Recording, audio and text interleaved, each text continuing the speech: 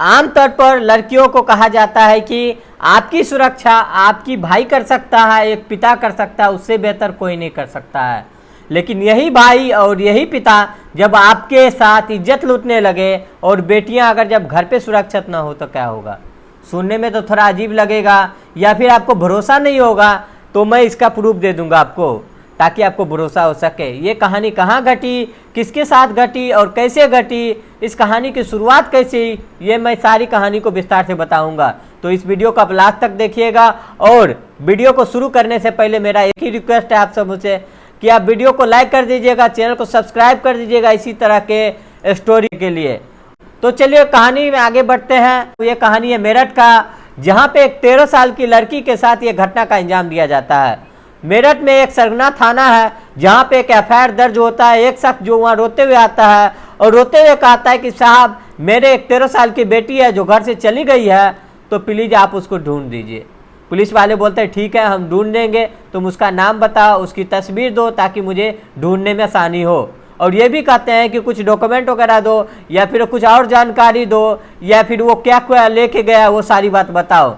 तो वो शख्स सुनता है तो रोने लगता है, बोलता है तो अपने साथ मेरे छोटे बेटे को लेके गया है। पुलिस वाले चौंक जाता है कि एक 13 साल की लड़की अपने छोटे भाई को लेकर चले गए, तो अपहरण का मामला तो नहीं है। और इस मामला को सीरियसली लेते हैं और वो फोटो लेता है और सभी थाना में सेंड कर देता है कि अगर ये लड़की कहीं भी दिखे तो आप तुरंत इस थाने में जानकारी दें और सूचना दीजिए।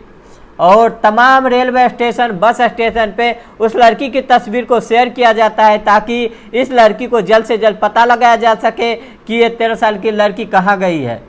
तो पुलिस बहुत मेहनत करती है, इधर उधर छानबीन करती है, तो एक सुनसान जगह से उस लड़की को और उसके भाई को बरामद कर लिया जाता है। पुलिस स्टेशन लाया जाता है और सारे पुलिस वाले राहत को सांस लेता है कि चलो एक केस सॉल्व हुआ कि उस लड़की के साथ कुछ ऐसा दुर्घटना नहीं हुआ है, वो नाबालिग लड़की थी तो ऐसा गलत काम वगैरह कुछ नहीं हुआ, वो सुरक्षित है। तो इसी बीच पुलिस पूछते हैं कि तुम कहाँ चले गए, तो वो लड़की कुछ नहीं बताती, वो डरी थी, सहमी थी। वो दोबारा पूछते हैं कि दोबारा भी कुछ नहीं बोलती है। तो पुलिस वाला बोलते हैं कि चलो ठीक है कोई बात नहीं, हम तुम्हारे माता पिता को फ़ोन कर देते हैं कि तुम मिल गई हो तो ले जाए तुमको यहाँ से। तो वो नहीं सुनती है तो बोलते नहीं नहीं नहीं मुझे घर नहीं जाना है।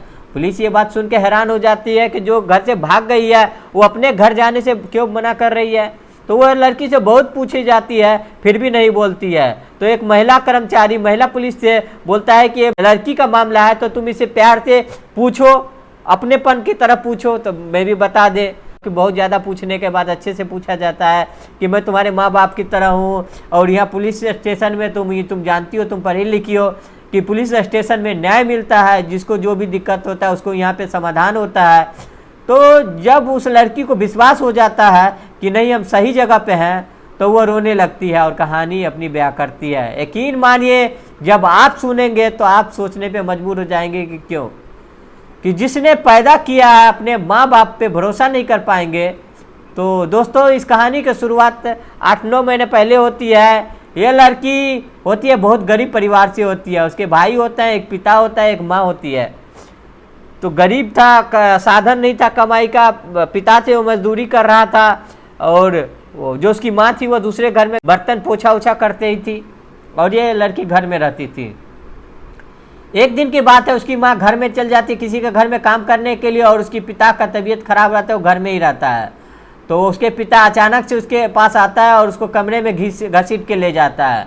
तो उस लड़की को लगता है कि मैंने कुछ गलती कर दिया, इस वजह से मेरे पिता मुझे ऐसे कर रहा है। लेकिन उसके पिता जब उसको टच करने लगता है तो उस लड़की को समझ नहीं आती है, तो वो भागने लगती है, मना करती है। तो उसके शरीर से और भी ज़बरदस्ती करके उसके पिताजी उसके साथ ज़बरदस्ती करता है, उसके कपड़ा उतार देते हैं। इस दौरान लड़की चीखती है, चिल्लाती है, लेकिन उसके सुनने वाला कोई नहीं था। जो पिता से उसकी उम्मीद थी मदद करने की, वही पिता उसके साथ ऐसा घिनौना काम कर रहा था। और उसके बाद उसको धमकी देता है कि अगर तुमने किसी को बताया तुमको जान से मार दूंगा। तो वो लड़की डर जाती है और उस लड़की की नासुर बन जाती है। जब ऐसे नहीं किसी को बता रही थी तो आए दिन उसके साथ ऐसा ही होता था, उसके साथ गलत काम होता रहता था। तो उसके ऐसे होने से उसके लड़की का तबीयत बिगड़ जाता, उदास रहती थी, खोई खोई सी रहती थी। इस घटना होने के कुछ ही दिन बाद उसके मामा का लड़का उसके घर पे आता है और घर पे आता है, रुकता है, तो रुकने के कुछ दिन बाद वो लड़की से बोलता है कि तुम आजकल कुछ उदास सी रहती हो, खोई खोई सी रहती हो, तुम्हारा शरीर भी धीरे धीरे कमज़ोर होते जा रहा है, कोई परेशानी है क्या? तो वो लड़की कुछ भी नहीं बोलती है। लेकिन उसके भाई के द्वारा बार बार पूछे जाने पे, दिलासा देने पे, तो वो अपनी कहानी बताती है कि मेरे पिता जो है वही मेरे साथ ऐसा ऐसा करता है, मुझे बता लो भैया, मुझे किसी तरह बचा लो यहाँ से। तो जब उसका भाई सुनता है तो उसको मदद करने के बजाय वो बोलता है कि जो तुम्हारे पिताजी करता है मुझे भी करना है, नहीं तो मैं सभी को बता दूंगा कि तुम गलत काम कर रहे हो। तो वो लड़की और डर जाती है कि मैंने जिससे मदद मांगा वही मेरे साथ फिर ऐसा घिनौना काम कर रहा है। तो वो कुछ नहीं कर पा रही थी। तो वो लड़की भी अब उसके पापा की तरह उसके साथ भी ऐसे घिनौना काम करता था, कभी भाई करता, कभी पिताजी करता। वो अंदर से पूरी तरह टूट चुकी थी कि एक दिन सोचती है कि मैं क्यों ना इस घर से भाग जाऊं, अगर मैं इस घर से चला जाता हूं तो मेरे ये सब सहना नहीं पड़ेगा।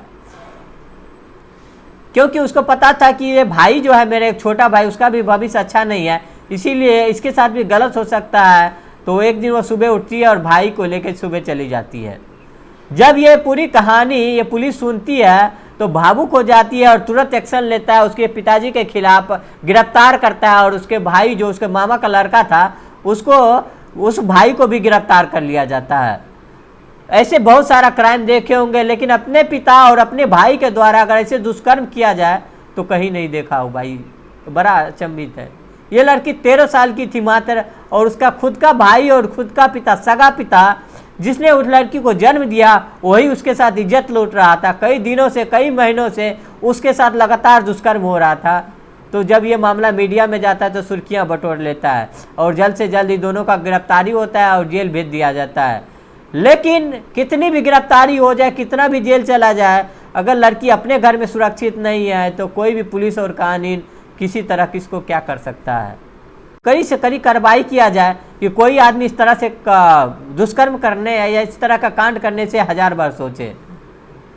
अगर बाहर के लोग कोई अगर इस टाइप से करता है तो सोचता है कि उसका नैरो माइंडेड होगा, कुछ और तरह की बात है, छोटे कपड़े का इल्ज़ाम लगाया जाता है। लेकिन अपने ही घर में ऐसे करे तो फिर ये गलत है।